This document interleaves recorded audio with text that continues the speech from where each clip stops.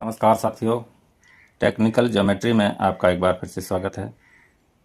आज हम किसी दिए हुए वृत्त को 3 समान भागों में बांटना सीखेंगे।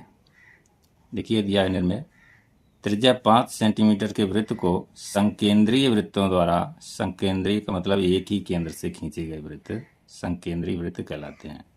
संकेंद्रीय वृत्तों द्वारा 3 समान भागों में विभाजित करना। एक वृत्त के अंदर 2 वृत्त खींचने हैं, जिससे दिए गए वृत्त का क्षेत्रफल जो है वो 3 समान भागों में विभाजित हो जाए। देखिए इस प्रश्न को किस तरह हल करते हैं। बहुत ही महत्वपूर्ण प्रश्न है, परीक्षा में अक्सर आता है। दी हुई त्रिज्या का वृत्त खींचते हैं, जो कि त्रिज्या हमारी 5 सेंटीमीटर दी हुई है। 5 सेंटीमीटर त्रिज्या का एक वृत्त खींच लेंगे। इसके केंद्र का नाम लिख लेते हैं कुछ भी।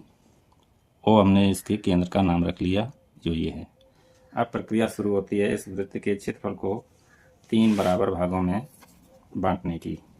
देखिए किस तरह से बांटते हैं। सबसे पहले इस वृत्त की कोई भी एक त्रिज्या खींच लेते हैं। दाएं साइड में हमने इस वृत्त की एक त्रिज्या खींच ली है। इसके बाद इस त्रिज्या को 3 बराबर भागों में बांट लेते हैं। ये वही प्रोसेस है जो कई बार आपने देखा होगा। 3 बराबर भागों में बांटने का प्रोसेस है ये। इसका भी कोई नाम रख देते हैं, बी है। ओ बी रेखा को, ओ बी जो त्रिज्या है इस वृत्त की, उसको 3 बराबर भागों में बांटना है। ये जो दूरी हम ले रहे हैं, ये आप कोई भी दूरी ले सकते हैं सुविधाजनक सी। 2 और ये 3 भागों में इस किरण को हमने बांट दिया। नीचे जो हमने खींची थी न्यूनकोण बनाती हुई, वो भी रेखा के 3 भाग हमारा करना हमारा उद्देश्य है। इसी के समांतर रेखा खींचते जाते हैं तो वो भी रेखा पर हमें 3 समान भाग मिल जाएंगे।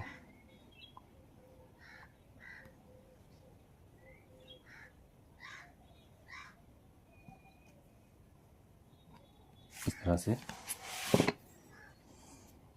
इसका 1 नंबर इस पॉइंट का, इसका 2 नंबर नाम रख देते हैं। अब हम 1 और 2 बिंदुओं से,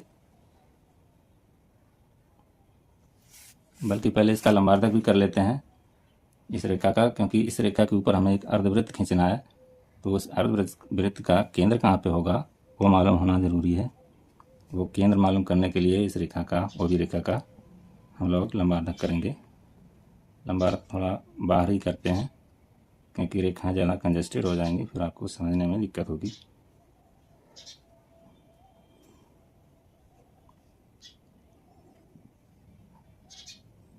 ये हमने दोनों तरफ 2-2 चाप लगा दी हैं और इनके कटान बिंदुओं को मिलाते हुए हम एक लाइन खींच लेंगे। ये बस इतनी ही लाइन खींचेंगे। हमने यहाँ और यहाँ पर मिलाया हुआ है, लेकिन लाइन हम इतनी खींचेंगे क्योंकि इस रेखा के मध्य बिंदु को हमें ढूंढना था, वो हमको मिल गया है।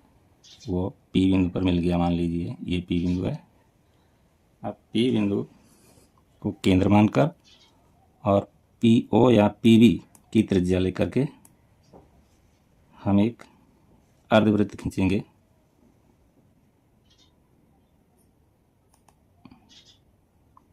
इस तरह से देखिए,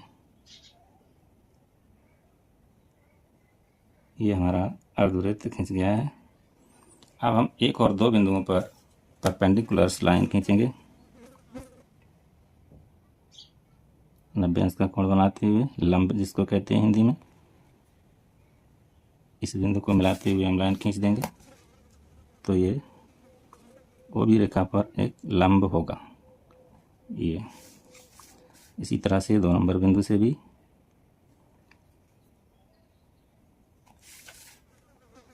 एक लंब खींचते हैं।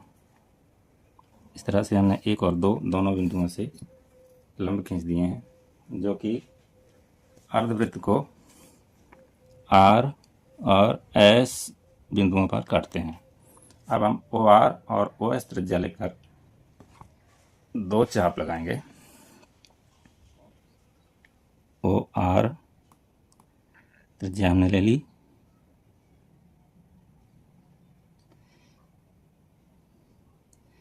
जिसने मान लीजिए यहाँ पर काटा है वो भी रेखा को इस बिंदु पर काटा है, इसका नाम हम रख देंगे टी बिंदु रख दिया हमने नाम इसका टी।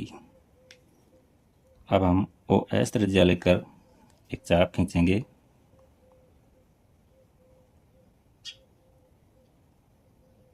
ये, और इस कटान बिंदु का नाम हमने क्यू रख दिया है। अब हम ओ पी और ओ क्यू लेकर त्रिज्या लेकर अर्धवृत्त पूरा सर्कल खींच देंगे, जो हमारा अभीष्ट सर्कल होगा, अभीष्ट वृत्त होगा। ये एक अभीष्ट वृत्त हमने खींच लिया है और हम दूसरा अभीष्ट वृत्त भी खींच देंगे। ठीक है, इस तरह से हमारा जो दिया हुआ वृत्त है वो 3 समान भागों में विभाजित हो जाता है। देखिए किस तरह से, ये फर्स्ट है, ये सेकंड और ये थर्ड, ये वाला थर्ड है, और 1 2 3 इन तीनों का क्षेत्रफल आपस में बराबर है और दिए हुए वृत्त को ये 3 भागों में विभाजित करता है, फर्स्ट, सेकंड और थर्ड। तो बहुत महत्वपूर्ण रचना है ये, और आप इसका अभ्यास करिए और इसको अच्छे से तैयार कर लीजिए। चैनल को सब्सक्राइब कर लें प्लीज़, वीडियो को लाइक कर दें। धन्यवाद।